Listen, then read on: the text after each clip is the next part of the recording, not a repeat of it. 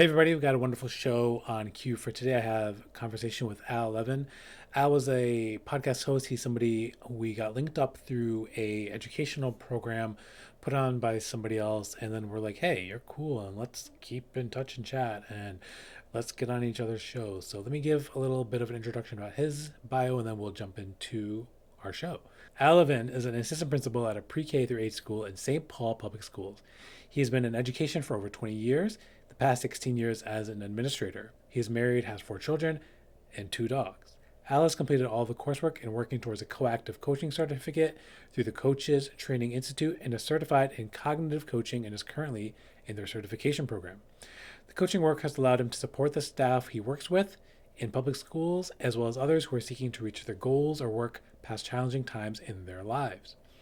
Al is also a person who has recovered from 2 major bouts of depressive disorder, one of which was quite debilitating for nearly 6 months of his life. Through his experience, he's become very passionate about learning more about mental health and supporting others with a mental illness, particularly men with depression. In addition to a blog, Al has a podcast in which he interviews men who have struggled with depression and or other mental illnesses and has expanded to include deep dive conversations with guest experts on various topics of mental health. Both his blog and podcast can be found on thedepressionfiles.com. Al also speaks publicly for NAMI, the National Alliance on Mental Illness, and more often on his own. He has spoken at the Mental Health America MHM annual conference and recently had a keynote at Miami University. He currently serves in a governor-appointed position on the Minnesota State Advisory Council on Mental Health and also the State Suicide Prevention Task Force. Al has been published in The Mighty, The Huffington Post, Psych Central, The Recovery Letters, Made for More, and was featured in Esperanza Magazine and The Min Post. You'll find Al on Twitter, and you can contact him at thedepressionfiles@gmail.com. This was a great talk. It was something that was really necessary. I really appreciate it because it's a chance to talk to a patient who's not my patient and understand why it's important that the two of us have conversations so that we can both better learn and help each other out, therefore helping everybody else out.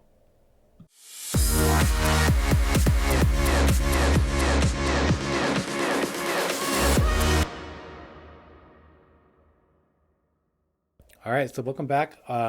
We have a wonderful guest on our show today. This is Mr. Al Levin. Levin, correct, or Levine? Sorry. Actually, Levin. Start again.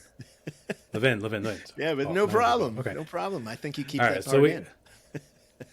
We'll definitely keep that part in to show that I mess up all the time. Even though, like I always say, I'm a brown person with a funny name, and I'm usually pretty good with names, but sometimes I mess up as well. So. So Al Levin, we got that. All right, perfect.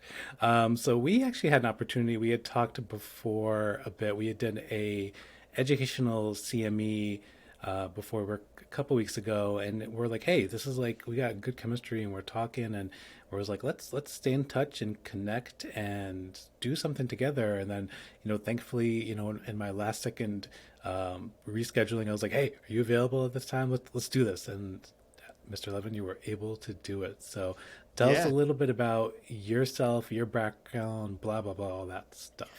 Sure. So I am a public school administrator. I'm an assistant principal in a large urban district in a pre-K through 8th grade school. So we've got middle school and elementary together in one building. It's a pretty small school. I have 4 children. I'm married. And I do have my own 2 lived experiences of 2 bouts of major depression.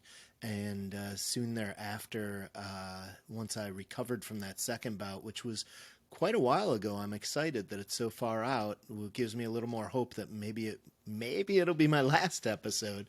But a couple of years out after recovering from that, I decided it would be really important for me to share my story, particularly kind of as a leader in the school and the district and a little bit like seen as a leader in the community. I thought it would be really important to share my story, and I started advocating around mental health. So I'm a pretty staunch mental health advocate as well.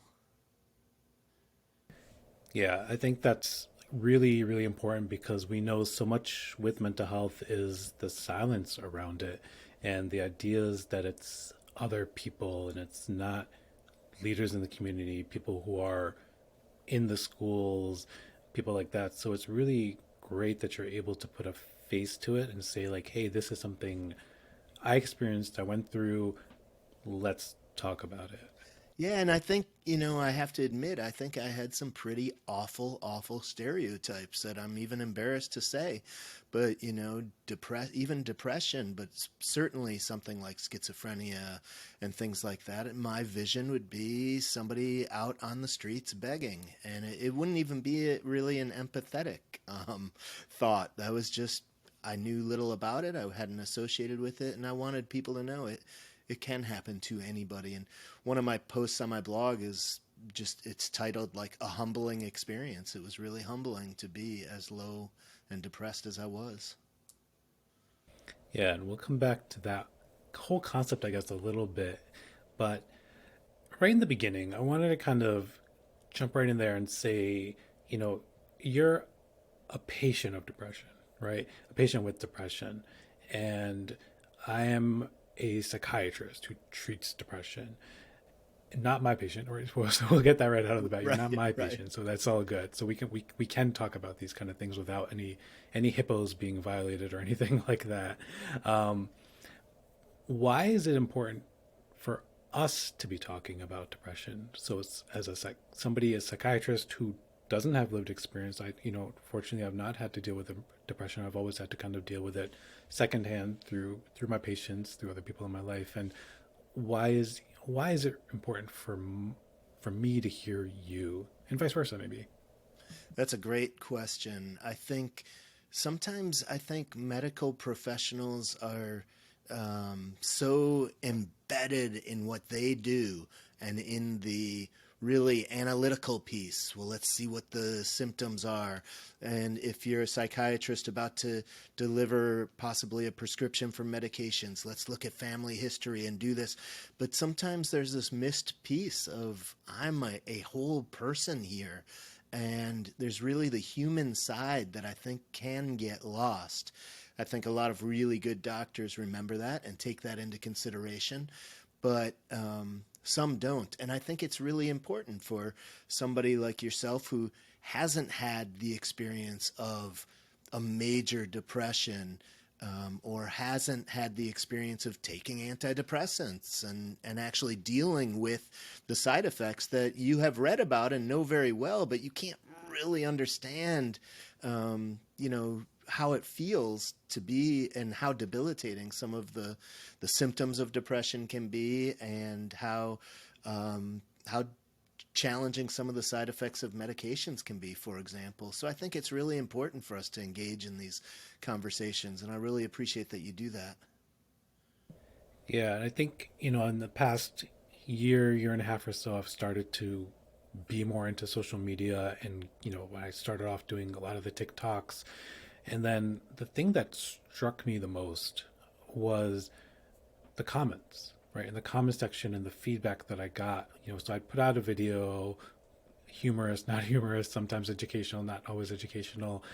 And then there are so many times that I would poke fun at the system in a way, or poke fun, not, again, I never, as much as I try, right? And sometimes if I did it, it would be unintentional, is that I would poke fun at the system, poke fun of psychiatrists. And, mm, a patient may catch a stray in a way, again, unintentional. But I would get these comments from people who have lived that experience, be like, oh my God, this is what my psychiatrist was like.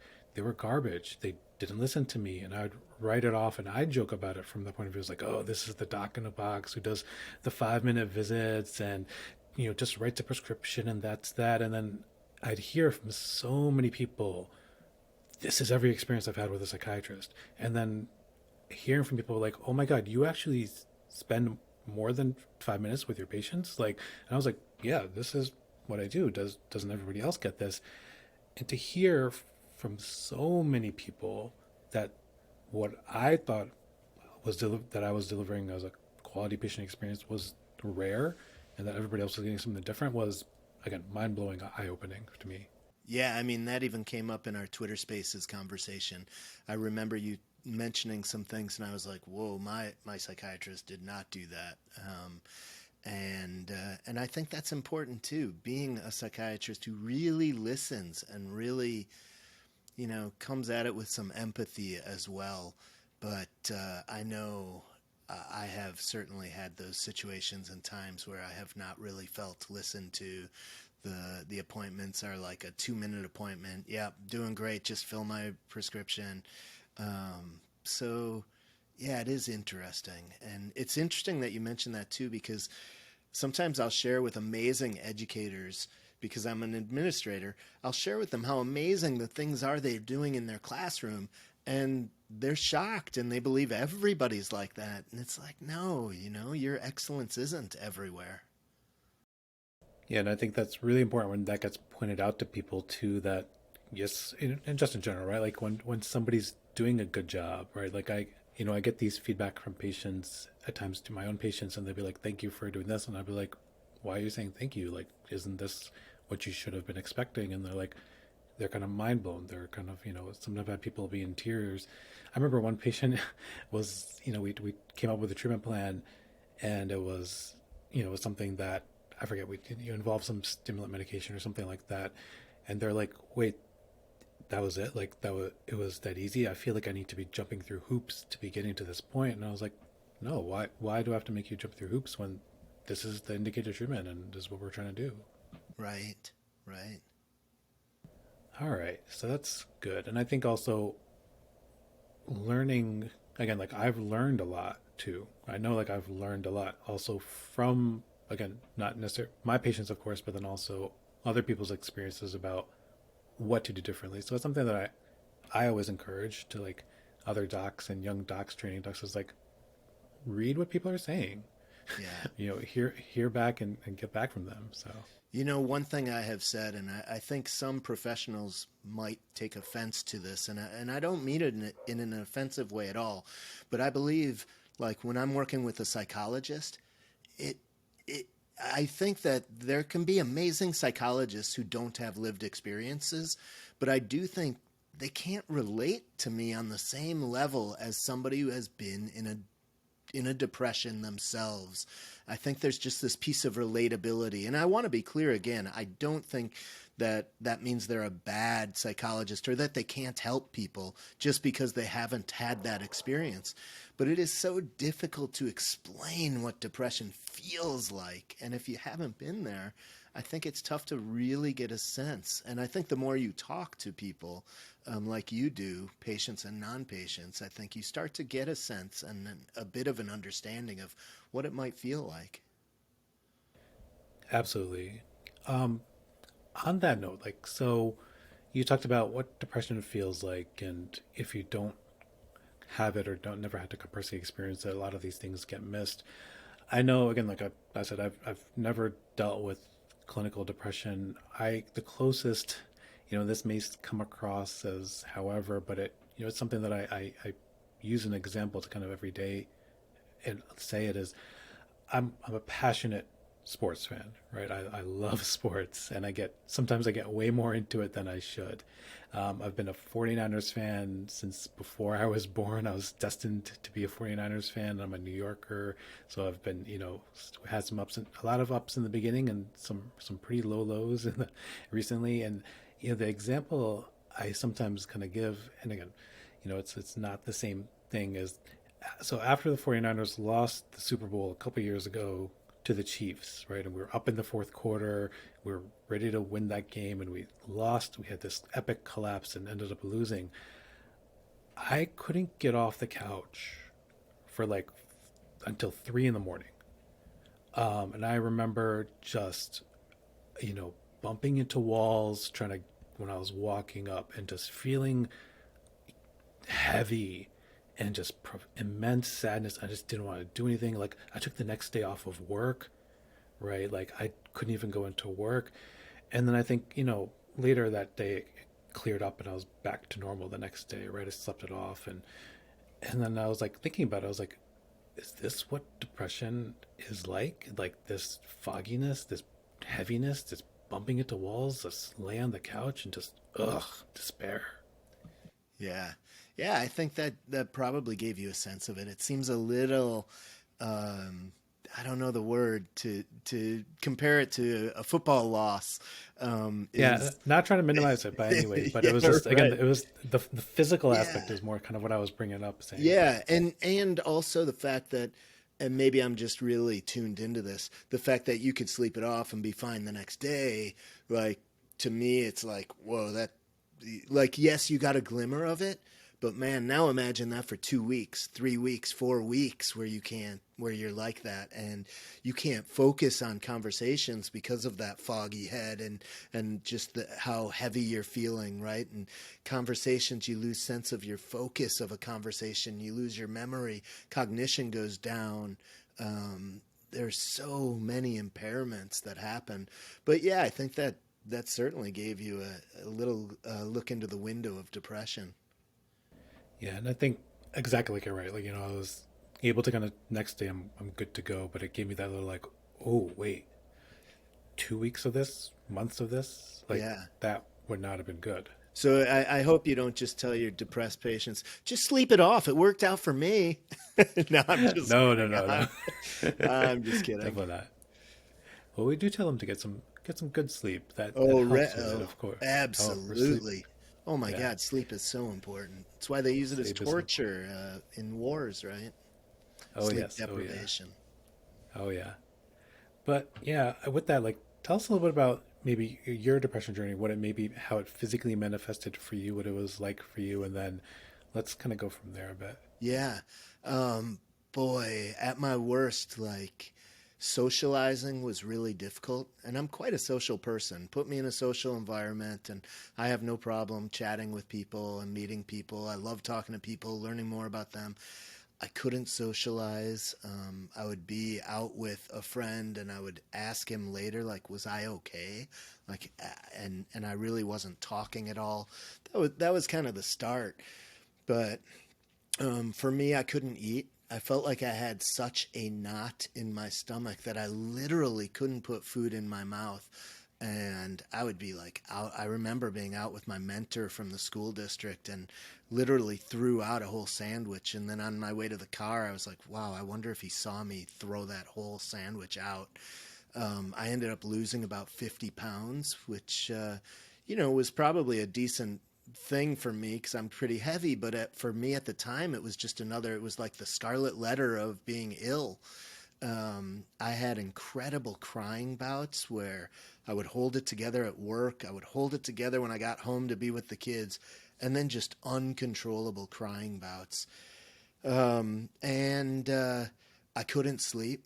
I couldn't sleep at all. I think was probably a 2 week period where I slept for probably 10 hours total for 2 weeks. And that too, is awful for all of those pieces I just mentioned, right? Cognition, memory, focus.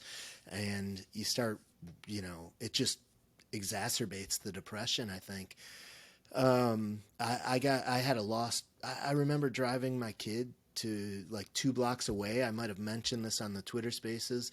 2 or 3 blocks away, I'd been to the house probably 5 times, pick up a carpool, and I got spun around and lost, and had to pull over and Google Maps how to get to this place that was literally 2 turns and 3 blocks from my house.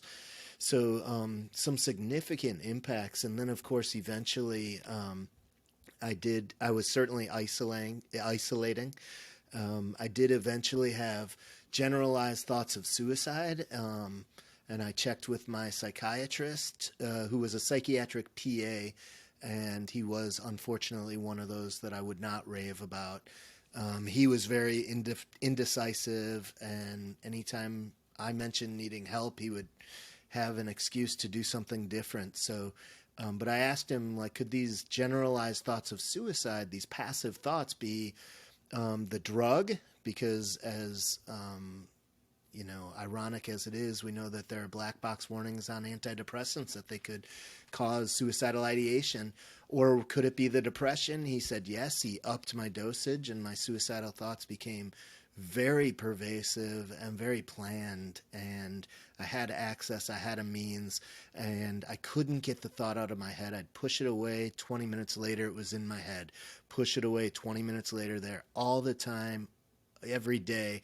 And I finally, after about 2 weeks of that, I woke up in the middle of the night having dreamt it, and it scared the hell out of me. And I grabbed my wife and sister and said, I need an emergency psychiatric appointment, and I need your support. And again, the wishy-washy doctor said, you could take work off, but that could be more stressful, and then you have to figure out what you're going to do and what you're going to say when you come back. And my sister said, no, he needs this time off. And I was so thankful and checked myself into a partial hospitalization program for a few weeks.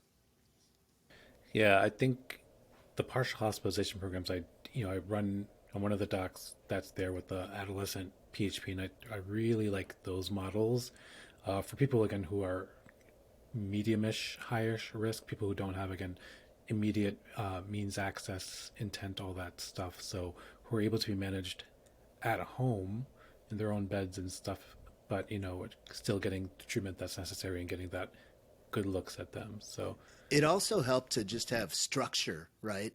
I did try to take 10 days off without any structure before the 3 week program. And those 10 days, I said to myself, I'll go in and see my psychologist, I'll see the psychiatrist, I'll adjust my meds. But having no structure, I would make a tiny list like tomorrow I'll wash a bathroom, and I couldn't do it. Tomorrow I'll do one load of laundry. I couldn't. I was on the couch like you had mentioned earlier, just stuck on the couch and wouldn't go outside, couldn't go outside. It was awful. So the program also gave me structure. It gave me a place to be at 9 a.m.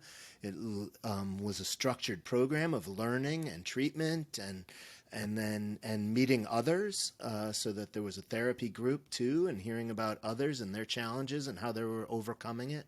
And then, at the end, go back home and be with my family in the evening. So that was another really important piece of it, I think, just the structure it gave me. yeah, and I think you got again one of the why I advocate for PHP programs is you get that diverse range of treatment options, right? You get medication is one thing, you individual work with your therapist, the psychiatrist as well, and then that group work, right? That group work is so important. People sometimes say it's group work is stupid, I don't like groups, and part of that can be depression, anxiety, kind of talking a little bit and saying, I don't want other people to see me, and but it's so important. Can you talk about the group aspect of things a bit more? Yeah, I would love to, because first thing I would say is, again, my last bout of major depression was in 2013. I'm almost 10 years out, and I still go to a men's support group for anxiety and depression every other week, and I love it. I think the therapy group, so at the clinic, in my understanding, and you can correct me if I'm wrong, at the PHP, it was considered a therapy group because it's a psychologist that leads it. But it's very similar, but she would throw in some clinical, pieces and support and so forth, and her opinions. And the support group is more just peer led, and it's peers, kind of like in what I hear AA is like. But the therapy group was great. It was the first time I was able to share and get things off my chest. The It was good to hear about other people and their challenges, to know I wasn't alone, and to be able to offer some thoughts and ideas to help support them also. What I would say is, what I love about the support group I attend now is, I think all therapy and support groups are awesome, first of all, but I do think the more you can narrow the topic of that group or the focus, the better. So for me, when I walked into a men's support group for depression and anxiety, it was like the most comfortable feeling ever. I knew they either were struggling or had struggled. They had been there. I knew there was going to be no judgment, and I knew that a lot of their experiences would probably be very similar to mine. Where at the PHP program, I remember like a 23-year-old female who was dealing with bipolar disorder and like being obsessive about workouts and being there like 10 hours a day at the gym. And to relate to her and her needs and issues was a little different than when I go into a men's support group where all the men are about the same age and we're all dealing with depression and anxiety. The therapy group, though, I think they're all phenomenal. And I think it's really important to see others are struggling too. You are not alone. These are not, there's just something comforting about that. Yeah, and I think that's one of the big things as well is the concept that you're not alone. And I always ask when when I'm on the discharge meetings during my PHP patients, I always ask them one question is like, what's your main takeaway from your time here in PHP? Far and away, the most common answer response I get back is that I'm not alone. I thought I was alone. I thought I was the only one going through it. And then when they see that they're in a group with 6 kids, 12 kids, 18, whatever, however big our groups are going to be, like it sticks with them. And then they're able to see, oh my God, everybody's going through something or other. Some people show it and some people just don't. Yeah, exactly.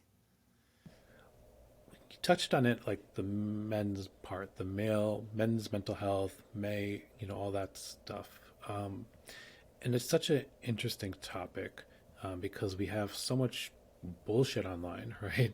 About like being an alpha male and depression is for bitches and, all this stuff that's out there and, just get over it. And we know that depression strikes men just as bad as it strikes women and non-binaries and everybody else like that's there. People go through stuff. We know suicide is huge in men, but we don't talk about it. Or again, there's this kind of like be a man and just deal with it, get over it. Like talk about that. I know that's some of the stuff that you really advocate for and talk a lot about, but Yeah. yeah.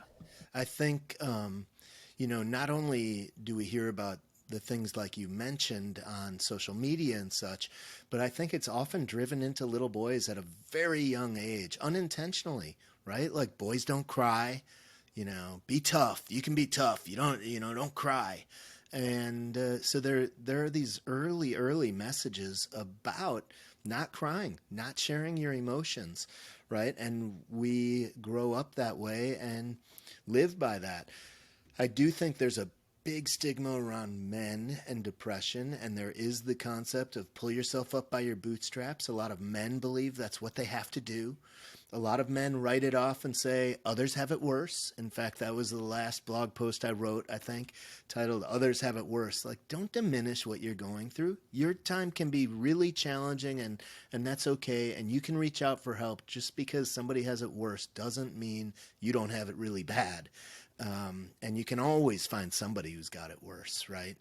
But so men, I think, really have to understand that it's, I do think that the strong thing to do is actually to reach out. I know personally how difficult it was to reach out. And that is the manly thing to do, is to really reach out for help, whether it's with a loved one, a trusted family member, or a trusted colleague, a doctor, a clergy member. Reach out and let somebody know that you're struggling. And I think the stigma around men is even more challenging for men of color, black men. Really, I think they hear it in the church and in the family. You stuff down those emotions and you buck it out, you tough it out. And, I think partly because my school district has done a lot of work around racial equity, I'm very tuned into it. And when I was in the PHP, people are on their own 21-day rotation. People come and go. I saw one person of color in the PHP program in 3 weeks, a black man. He was there for 2 days and never again. I go to the men's support group. They have about 12 support groups. They get together with all of them once a month for a breakfast. Never a man of color. And, I think people would agree men of color deal with mental illnesses and depression and anxiety just as much. the stigma is so strong. I was recently, because of our Twitter Spaces, I jumped on another Twitter Spaces around mental health. The first thing I did was say, I just want to acknowledge that 6 out of 7 men in this room are men of color, and I love that. Thank you all for talking about mental health. It's great to see.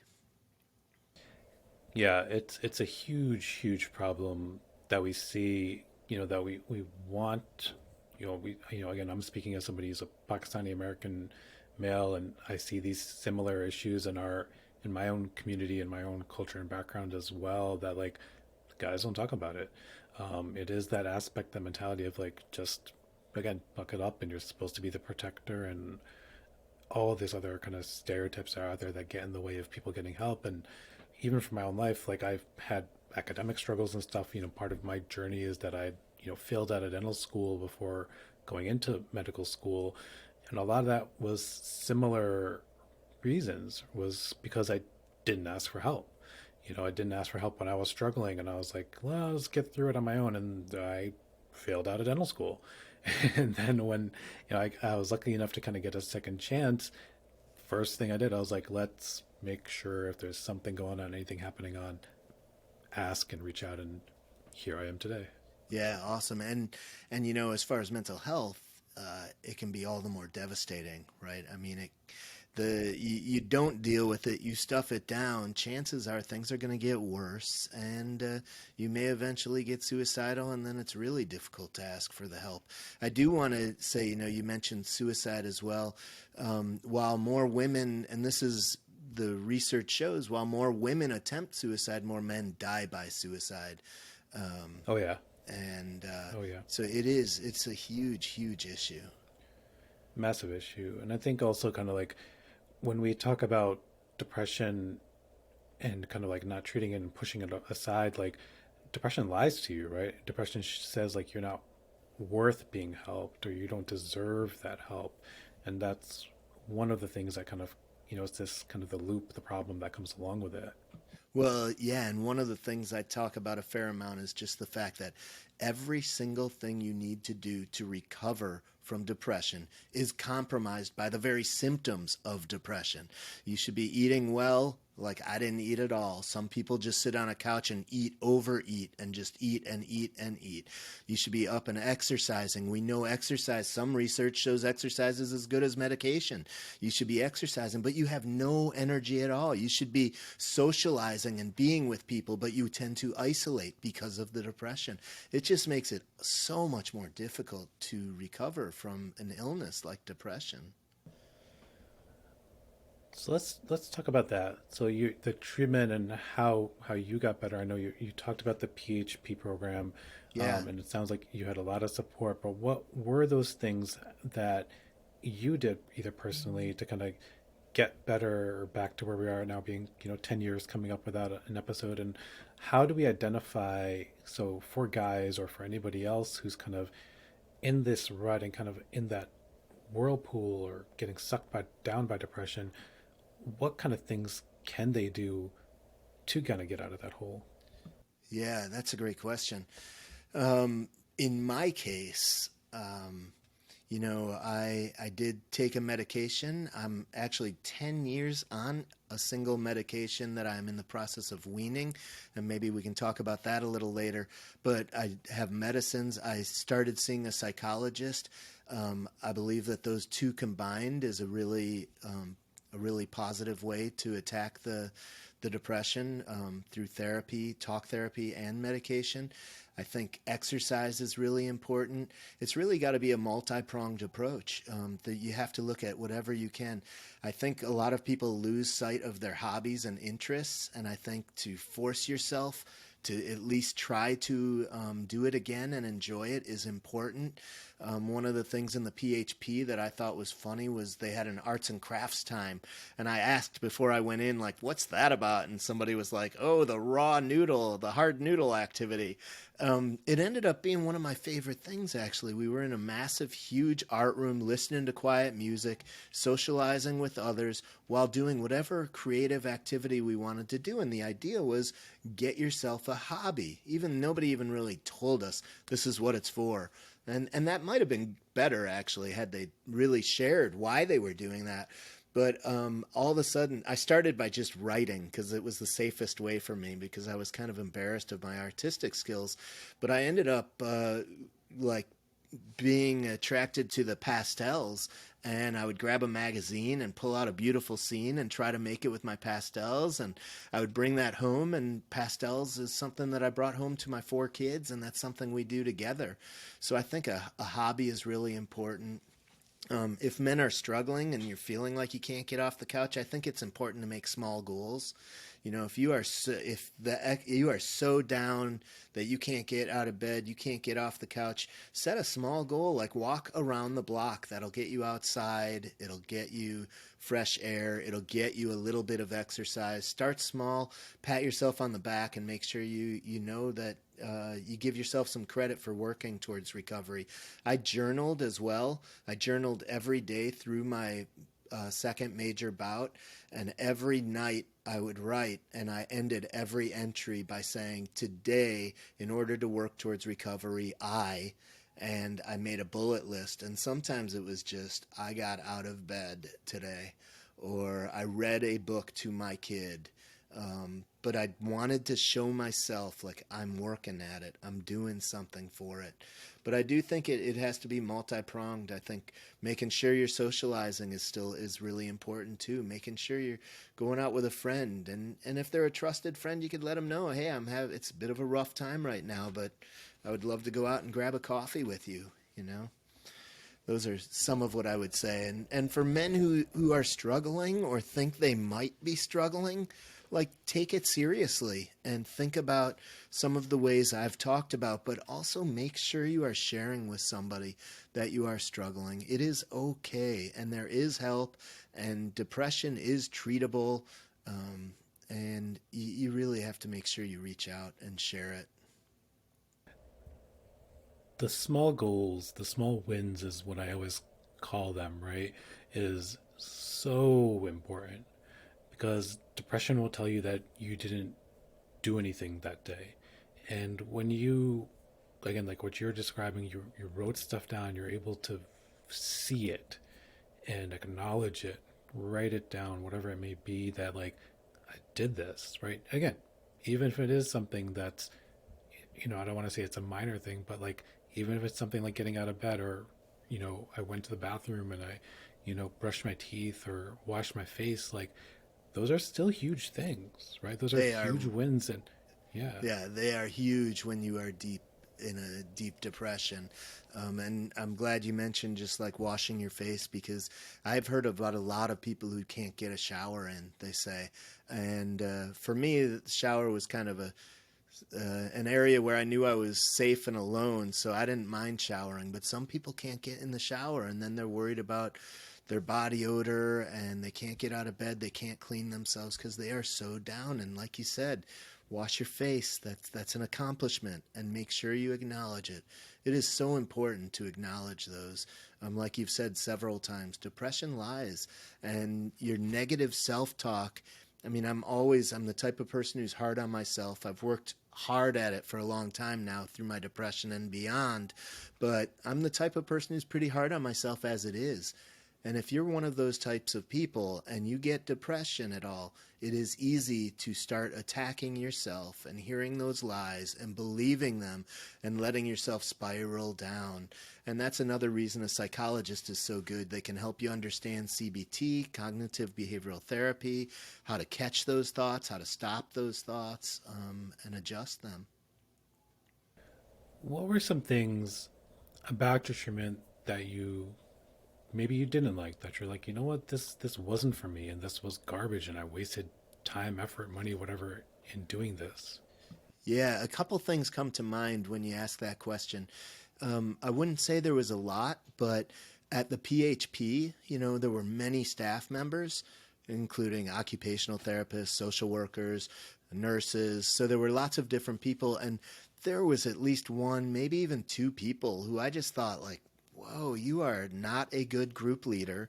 And I really It was difficult for me to listen to them in the beginning, but I just told myself, I'm at such a low point here. I am going to get one little nugget out of every single session at this PHP, this partial hospitalization program. I will get something out of it. So I worked hard at making sure, even if I didn't like the person, that I was going to get something out of it. The other thing that comes to mind is when I had a bad psychologist, and it was my first psychologist ever. And he started every session by reviewing the notes out loud to me about what we did the last time. And that was about 10 minutes of our 30 or 40-minute appointment. And Oh my goodness. it just did not feel good. He's looking at his screen, reading out loud to me, sitting behind him on the couch. And I think my family doctor kind of knew, because when he gave me the recommendation, he's like, he's the psychologist that's at our clinic. I'm not sure if you'll hit it off with him. But the big piece I really learned about that and advocate around is, go 2 or 3 times to give it a shot with a psychologist. Like you said, even with a support group, it might be your own depression that's making it awful, right? So your first session might be really rough. But give them a shot 2 or 3 times. And if you don't click with the psychologist, shop around. It sucks to have to tell your story over again to somebody, but it is so well worth finding somebody with whom you click and you can share and talk openly, and that you're excited to go see each week. It is so important. Yeah, I think that's one of the things that I always tell my patients, or even just in general, is that, I could have gone to Harvard and Yale and Stanford and had all these degrees and publications and blah, blah, blah, blah, blah. But like, if I can't connect with you, uh, doctor to patient wise, the relationship doesn't matter. It doesn't matter what all those things on the wall may say.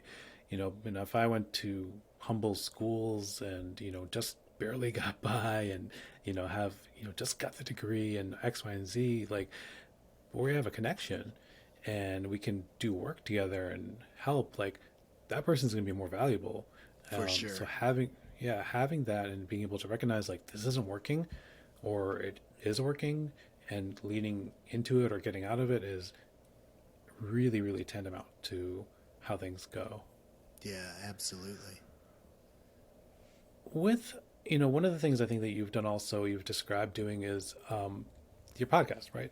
That's kind of Yeah. what we've got there. And that's one way that you've worked with it. Talk to us about your podcast, what it, the idea behind it, how it kind of started off and where it's Yeah. kind of gone to.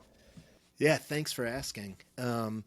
So when I first decided to open up about my depression, I started a blog, and from the blog, I wrote about my story, and then I wrote some other pieces, and I realized I couldn't even Google and find my own blog. So I created a Twitter account just to drive people to my blog. And I started getting noticed, and I was doing some public speaking as well about depression and my sharing my story. And I became noticed by some people, and somebody called me.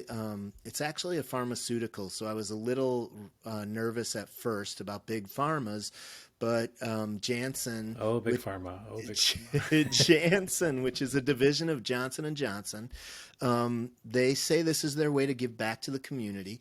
Each year they have a conference, in-person conference for online advocates of all different chronic illnesses.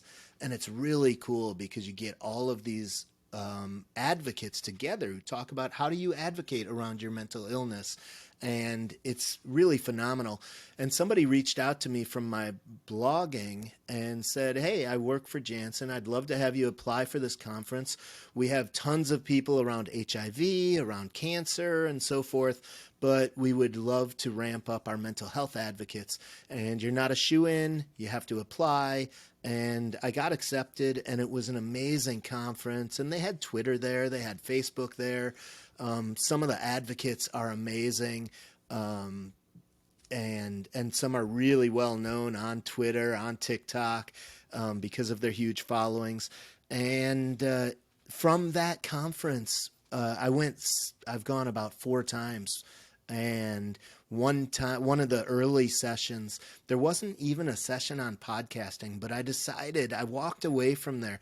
Katie Morton is a big YouTuber, and she's a psychologist.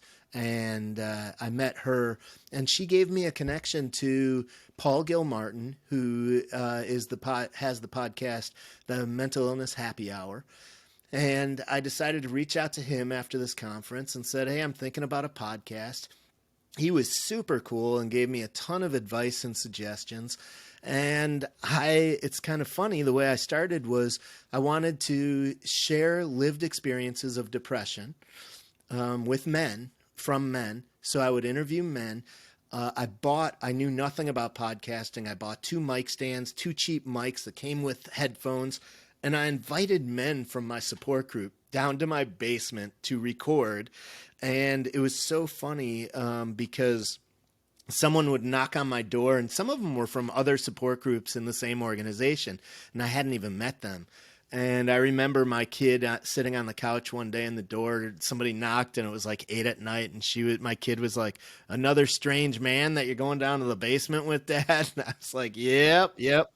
But it's funny. I learned quickly a couple things. One is I knew I would tap out of guys quickly. So I went very quickly to Skype, where I can interview people internationally, which has been awesome. And I realized quickly that they were men who actually had much more than just depression. So I quickly changed my tagline to say interviewing men with depression to interviewing men who had lived experience with depression and or other mental illnesses. And it was phenomenal. After I published 80 different interviews, I looked for really diverse men of color. I have a transgender male on the show, veterans, firemen, police, educators, and just about every single mental illness you can imagine. I don't know if I missed a single one, including DID, dissociative identity disorder, schizoaffective disorder, schizophrenia, bipolar 1, bipolar 2, just everything. And yeah, I love doing it because I learn so much myself. And the big thing is it's about sharing stories, and hopefully men who are struggling also hear it and realize these men went and got help and are talking about their story, and they're doing well now. Um, and After I did about 80 interviews, I decided a lot of them were kind of running together and so forth. And I was also doing twice a month at that point, and it just got too overwhelming with 4 kids and a full-time job. So after 80 interviews, I ended up deciding I would just publish monthly, and I expanded the show to include what I call deep dive conversations with guest experts on various topics. And that has been phenomenal because it's opened the door for me to dive into lots of different topics. I do have some women on there who have dealt with really huge traumas and talk about how they got through their PTSD and the work they're doing with women now and so forth. But I also interview a lot of researchers. I have a researcher from Johns Hopkins to talk about psychedelic research around depression. I have interviewed a man from the University of Chicago on the fact that he has discovered one biomarker in a simple blood test that will diagnose depression and also tell how much, whether or not an antidepressant will be effective or not after only 1 week of usage. I have my most recent episode is a researcher on the topic of delusions. So it has been such an amazing opportunity for me to learn so much. It's a bit of a selfish piece for me, but I just love it. That's totally fine because I think you're then sharing it with other people as well. Yeah, And I think what we learn is that there are a lot of people who have stuff to share with the world, have stuff right. that they want to share, not just ourselves, but other people that we have as guests, and being able to like put that out there and allowing them an opportunity to kind of put their voice out there. It does a lot, and we Yeah. other people who may listen, they may learn stuff and stuff. But kind of like with that, when you put yourself out there, one of the things I always talk about in social media, the world of social media, is like the haters and the people that are there. How have you been received, I guess? And then how, when you do get those people who minimize depression or say negative stuff, like how do you deal with that, or what ways do you deal with that? That's a great question. For whatever reason, I haven't had to deal with a lot of haters, but I have certainly had some. And in the early days, I would try to engage with them, and it just got too frustrating. And they're probably as stubborn around their ignorance as I am stubborn about what I believe in, and it didn't necessarily go well. So typically, I try to avoid those conversations. If somebody says something that is wrong based on research, I will let them know that. Um, but I don't get a lot of the hater stuff, which I'm really thankful for. Well, that's lucky in a way, right? That's good in a Yeah, way. So, or it just means that you're putting out really good stuff that people are enjoying. So, a I little bit don't of know that. about that. Last kind of topic, I guess we'll talk about. You had talked about like you're coming up on 10 years since you did your PHP, and been medications for the 10 years. And one of the things that I know we had talked about when we did that Twitter space together, and then even just before, was the decision about saying, okay, I've been doing this for 10 years. I'm feeling pretty good. We're doing okay. I want to come off the medications. And I can hear Big Pharma, shedding their tears um, in a way. But talk to us about like that part of it. So how you kind of came up with that idea or that decision or that idea, like I want to kind of come off. I don't want to be on this anymore. Was there a reason why, or was it just like, you know what, I think I'm good. I don't need this, or let's talk about that a bit. Yeah, there definitely was kind of a combination of reasons that pulled together. For the longest time, I always said I was in such a deep, dark, scary place that I never wanted to go to again, that I wouldn't give up anything that is helping me at all. And I think it was a little bit of that stubbornness that kept me on the meds for a long time. And also, there are plenty of psychiatrists out there, I think, that have kind of a formula that I don't know if there's any basis behind, really. Like, one episode you stay on a medication for this amount of time, 2 episodes for 5 to 7 years, or whatever it was. And I think I may have been informed that, yeah, I'd probably be on this for the rest of my life. So I kind of just came to terms with that. But what happened is, as I'm getting older, I'm just noticing different things about my health. I never really had high blood pressure. And all of a sudden, my blood pressure's up, even though I'm eating incredibly well, and for the most part, and exercising, and I've lost weight. My blood pressure wouldn't come down, and then it and at one of those conferences I shared with you, there was a gentleman who's been on meds all his life. He was like, you should check and see if there were any trials that impacted blood pressure. And sure enough, there were. And then I wonder about, from there, other things, that could be, it could be impacting slightly that I don't even know about. Could it be impacting my memory? Could it be impacting the fact that I have high cholesterol, although I've had it for a long time? Because as far as I know, there aren't a lot of longitudinal studies that show what the effects are for extended use. And my understanding is that antidepressants were originally developed for short term, get you out of a very deep place. And people just stay on them now. And so I did decide, like, man, it's been 10 years. And I always had a great excuse to stay on them. Well, I could get off them now, but I'm switching schools for work and that's going to be all new. Or I could get off them, but, the winter's coming and that's not the best time, they say. But I just quit the excuses and I just said, here's the deal. I want to get off of them and I'm going to try. And I started to do research. And one thing that got me a little nervous was, and I don't promote any particular drugs. I'm in fact, I won't even say what I'm on. You can if you want to. It's your show.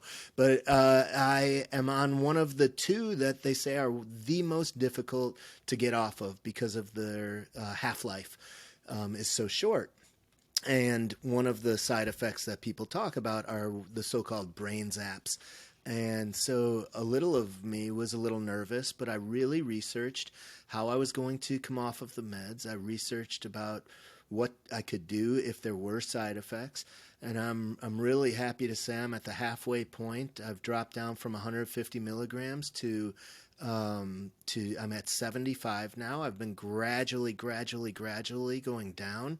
And one of the things I did was get off of the extended release and gradually shift over to immediate release, because the immediate release comes in more dosage possibilities than the extended release, so that I could get tablets and I could cut them in half and I could go down at a much slower rate than what my psychiatrist had recommended on the extended release. And so far it's been fantastic. Actually, right now I'm at 75, and it is the first time in my titration down that I am not on any extended release at all. And I'm really happy to be at that point. And I'm confident, cautiously optimistic that I'm going to have no side effects. And if I do, I'm hoping they're minor enough that I could put up with them for a week or so. But it's been going really well.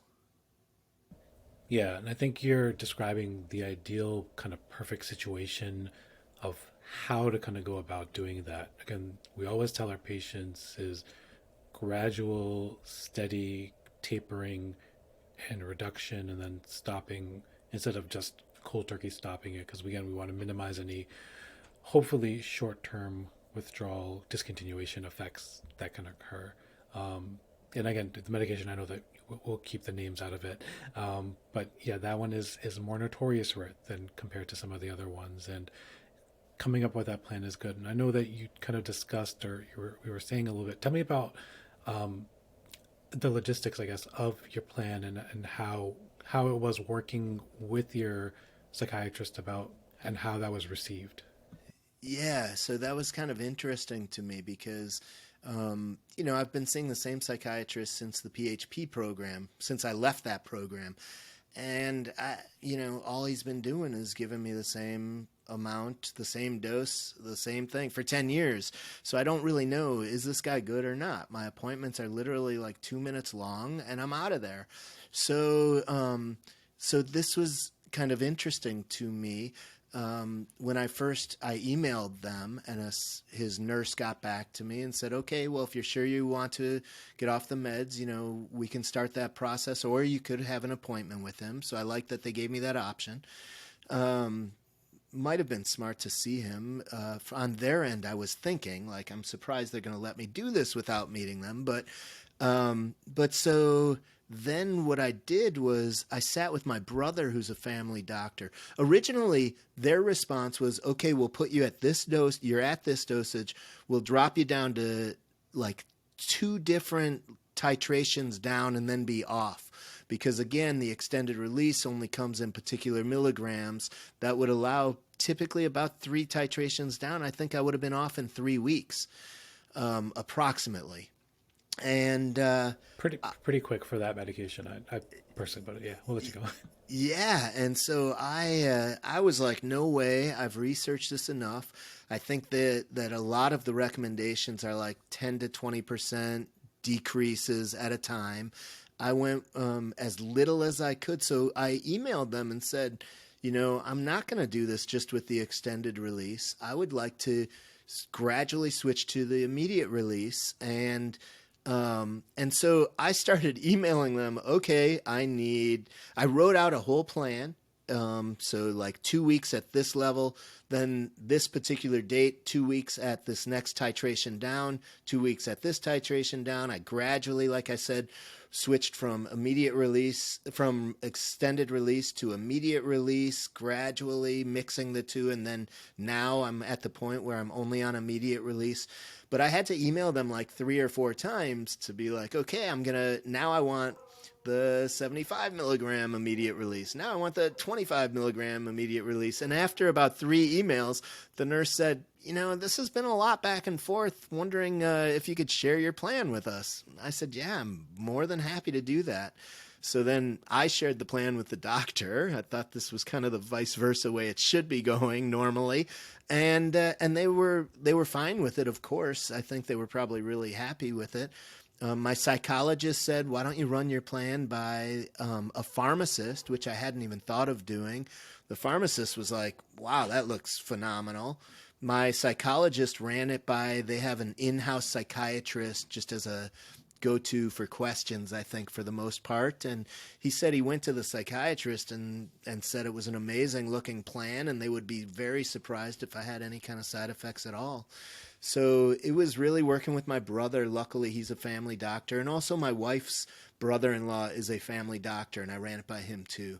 And again, I'm just going pretty much 2 weeks at one level, and then titrating down as little as I could based on the dosages that they allow for, that they offer. And it's, for me, I think I started in November and I'll end right around the end of March. I think you're doing it perfect, right? I think it's a little bit more than I would, in a way, kind of recommend, because and part of what I try to do is a lot of the work around that, and making sure that we're able to do that. So, but at the same time, like you work the system, right? You've used every avenue available to you, gotten all those people in there to kind of offer their opinions on the matter. And I think, you know, for this kind of thing, medications or any kind of treatments, like enough people kind of weighing in saying like, yeah, this is a good plan, that Yeah. just gives you a little bit more confirmation. So You know, I nothing wrong with also that. I also wanted to go slower than what they were recommending because some of the reading that I read say for sure if you've been on a medication longer, then it should be a slower weaning process. So I appreciated that and wanted to live by that. And yeah, and I'm in no rush. I wanted to go as slow as possible to make sure that some of those side effects just sound awful. And I also did enough research that I know about some plans. If I do bump into an issue at all, I know about another medication. Some people try to transition off of this one because it is complicated to wean, they say, to jump onto a different one so that I can wean easier off of that. And I'm not going to do that, but if I need to, that's one option. Or maybe just bumping back up to the level I was at before I had issues, if I have issues, and stay at that an extra week or so. So I've got some ideas and plans if there are bumps in the road. But I'm hoping and pretty, like I said, optimistically cautious and Yeah. hopeful that it'll work well. And I think you'll be successful with that, because I think, with planning and everything, I think you've kind of taken into consideration contingencies, right? And that's something, like, again, like Exactly. when I work with my patients, like I always say, like, we'll do this and we'll reassess. We'll do this and we'll reassess. If this happens, this is what we'll do. So having a plan in place, having a game plan, having a roadmap per se, it's great for a lot of reasons, because it allows us that psychological kind of reinforcement and reassurance as well, that, like, if this doesn't go as we want it to, we have an idea of what we plan to do. So that's, you've set yourself up for success versus being like, we're just going to stop it, and that's setting yourself up for failure. So Right, right. awesome. Cool. Well, we'll be respectful of your time and my time and all that stuff. I got to see patients in a little bit. But how can we follow along with you on your journey, and then any other kind of like last parting words that you want to say? Yeah. Oh, thanks for asking that. People can find my blog and my podcast at thedepressionfiles.com. That's thedepressionfiles.com. And there's a button for my blog, a button for my podcast, and they can get to all of that. I also, I didn't mention, but I'm in a coaching certification program as well. And I think my niche for coaching, like peer coaching, and I'm loving it. I think my niche will probably be mental health, but obviously not those who need therapy. Maybe if they are doing therapy and a coach, and educators. but I'd be open to others as well who are just feeling kind of stuck in life. So that's how you can find me. And you can also email me at thedepressionfiles@gmail.com. Perfect. Any kind of parting last words that you want to, anybody who may be listening along, anything you want to pass along or say? Yeah, I think I said it earlier, but I think it's worth reiterating. Reach out for help. If you are struggling or others are noticing, for men especially, one of the symptoms that people don't talk about a lot is anger. If you have a short temper all of a sudden and you don't know why and you're wondering if it's very possible that it could be depression, reach out for help. You can get help and you are not alone and you can get better. Well, Al, thank you so much for spending some time spent sharing your story with us. I hopefully the people will get a little something extra from this, and if we reach that one person who may be listening and being like, you know what, I'm going to reach out for help. I'm going to ask somebody for help. We've done our job, right? Absolutely. Absolutely. Yeah. Well, thank you very much for having me on the show. All right. Thank you so much.